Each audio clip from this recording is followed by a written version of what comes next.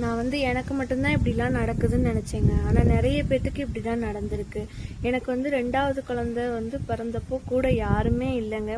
குழந்தைக்குமே யாரும் இல்லை. ஆனால் கடைசி 10 நாள் ஹெல்ப்புக்கு மாமியார், அம்மா, அப்பா எல்லாரும் வந்திருந்தாங்க. ஆனால் இந்த 2வது குழந்தைக்கு யாருமே வரலங்க. அம்மா சொன்ன வார்த்தை பிரசவம் தான் அம்மா வீட்டில் பார்ப்பாங்க, 2வது பிரசவம் மாமியார் வீட்டில் தான் பார்ப்பாங்கன்னு சொல்லிட்டாங்கங்க. மாமியாருக்கு உடம்பு சரியில்லைங்க. அதனால எல்லாரும் இருந்தும் இல்லாத ஒரு சூழ்நிலையில தாங்க எனக்கு டெலிவரி ஆனிச்சு. ஹஸ்பண்டும் என்னோட குழந்தையும் மட்டும் இல்லைன்னா நான் இப்போ இருப்பேனான்னு கூட எனக்கு தெரியலங்க. என்னை ரொம்ப கேர் பண்ணி பார்த்துக்கிட்டாங்கங்க.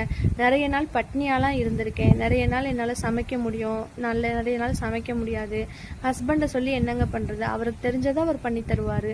இது மாதிரி நான் ரீசெண்டாக ஒரு கமெண்ட் கூட படித்தேங்க. எனக்கும் 2 பெண் குழந்தை தான் பிறந்து மாமியார் பார்க்க போயிட்டாங்க. திருப்பி பெண் குழந்தைன்னு சொல்லிட்டு கணவர் 1 மாசமா பார்க்கவே வரல. ஆனால் இன்னைக்கு நாங்கள் நல்லா இருக்கோம். சிஸ்டர், நான் உங்களுக்கு சொல்கிறேன், யாரும் இல்லை அப்படின்னா நம்ம வாழ்க்கை மாற போகிறதில்ல, உடைய போகிறதில்ல.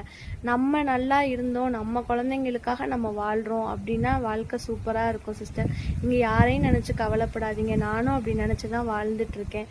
என்னோட வீடியோஸ் உங்களுக்குலாம் பிடிச்சிருந்துச்சு அப்படின்னா சப்ஸ்கிரைப் பண்ணுங்கள்.